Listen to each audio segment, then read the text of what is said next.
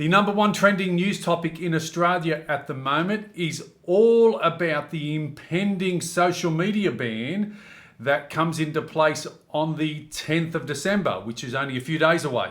Now, just in case anyone hasn't heard of it, which I'd be very surprised of here in Australia, but if you're watching from around the world, you may not have, kids under the age of 16 from the 10th of December are going to be banned from accessing pretty much all of the popular social media apps. That's right, their accounts are going to be deactivated. They won't have access to them anymore. That's why it's the number one trending news article or news topic in Australia. And it's been coming for many years now, but it's ramped up in the last week or two because in 4 days' time, all of that is going to change. And in today's Sunday paper here in Sydney, look at this headline: Time to Save a Generation. So we're going to explore this article. It is 12 pages long. It covers lots of information, bullet points, expert opinions, tips, that type of thing. Let's dive into that right now. Wow, what a headline this is. Time to Save a Generation. This is the front page of the Sunday Telegraph here in Sydney today.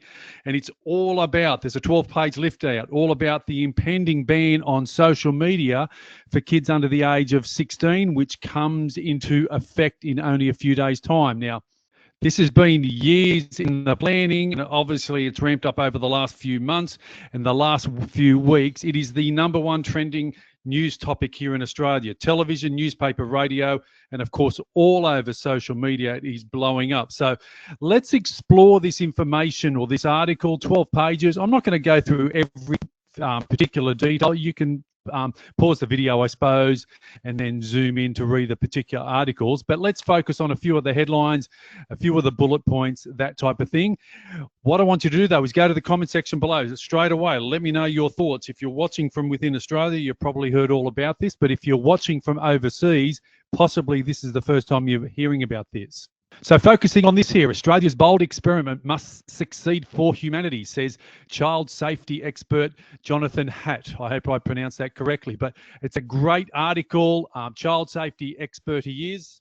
And he starts off by saying he's predicting the social media companies to not necessarily go down fighting with this ban, because while Australia might be the first country to implement this ban, many other countries are now looking like they're having the discussion as well. And down towards the bottom here, he said, if Australia didn't do this, or if Australia doesn't succeed and we stick with business as usual, I think the effect on humanity is incalculable. So it has to be done, he says. And up towards the top here, he references a recent survey where more than half of Gen Z participants said they wished social media was never invented. And then he references here his own teenage daughter's experience when mobile phones were banned at her high school in September a few months ago.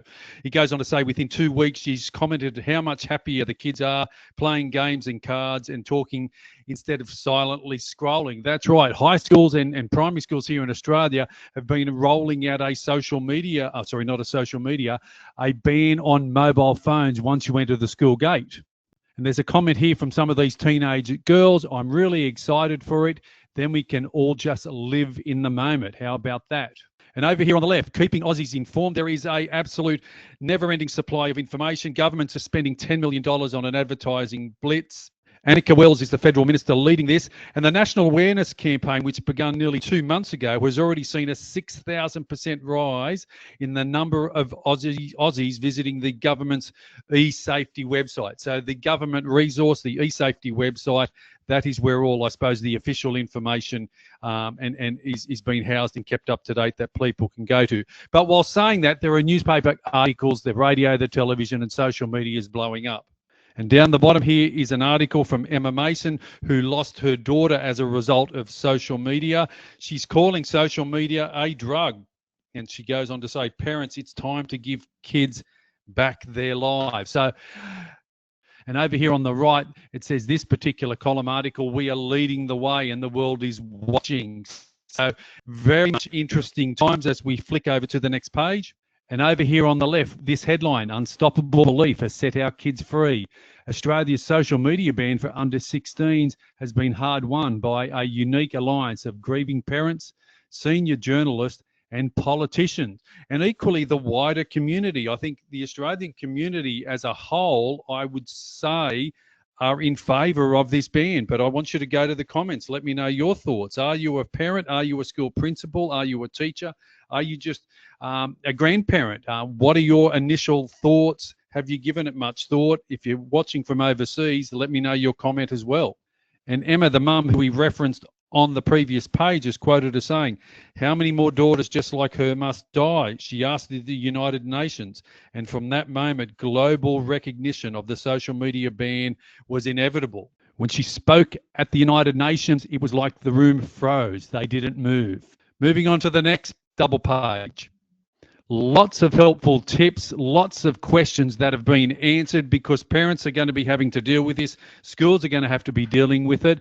Today's Sunday, the 7th of December. So in 3 days' time, all of this comes into effect. Meta, who's the owner of Facebook and Instagram, started deactivating accounts a few days ago. So they're already ahead of the ban that starts in a few days. But again, I'll let you potentially freeze the video here to zoom in and read all the questions. But this has been discussed, and it's, as I said earlier, it's been a long time coming, and there's just amazing tsunami of information out there for everyone to get their head around. And over here on the right-hand side, old-fashioned fun will make a comeback with kids under 16 soon, spending less time on screens with the introduction of the social media ban. There'll be less kids glued to a screen indoor, more of them outside running around, riding a bike, kicking a football, swimming, talking to their friends, and just being children. And another double-page spread to help parents and the wider community. Top left, 95% of 13 to 15-year-olds use social media. 80% of 8 to 12-year-olds use social media despite under 13s being prohibited from using these platforms. And it says here, 7 out of 10 to 15-year-olds have been exposed to harmful content, including misogynistic or hateful material, violent fight videos, and content promoting disordered eating and suicide. That just cannot be good. Online bullying, inappropriate content, 34% of them claim they were purposely left out of an online activity. Now, I suppose all of these things are happening every day in society and in the playground, but it is just magnified in the world of social media. It goes on to say 1.3 million Aussie children currently are breaching the age restrictions on social media. 84% of these kids said their parents knew they had a social media account. 52% of kids have been cyberbullied. So you can see why this has become a huge topic. And Australia, in a way, is a forebearer. For the world is watching. And I've read some articles recently. Malaysia is the next country who are looking to step up. I read an article this week. The European Union Parliament is looking into it as well. I don't think it's going to be much longer before other countries start following suit. Down here on the left, the courage of Australians will change lives. Instead of it being a family rule where you're not being able to access social media, it's now a national plan. So there we go. The help will be there for parents. And of course, there's plenty of advertising happening. This is that e-safety commissioner that I mentioned previous as well. And this double page is dedicated to some of the terrible stories. The blue headline here says, "These are the parents of the lost children, those who took their lives because of the harm caused by social media. They have a message for all Aussie parents." So a great front page and article in the Sunday Telegraph here in Sydney today. From what I understand, this has been a national rollout syndication across all of this paper's other editions in all of the other capital cities as well. But as I said at the start, what I want you to do is go to the comment section below. Let me know your thoughts. We've still got a few more days on before the rollout is officially happening. I want to hear your thoughts, good, bad, or indifferent. Let me know where you're tuning in from around the world, especially if you're overseas, because this might well be the first that you've actually heard of it. And if you're watching this on my YouTube channel, you might have already seen some of my previous videos on the topic as well. But don't forget to hit that subscribe button. Leave me a comment. Equally, if you're watching it across any of my other socials, Twitter, LinkedIn, Facebook, Instagram, you know the drill. Hit that like button. Leave me your comment. Let me know your thoughts.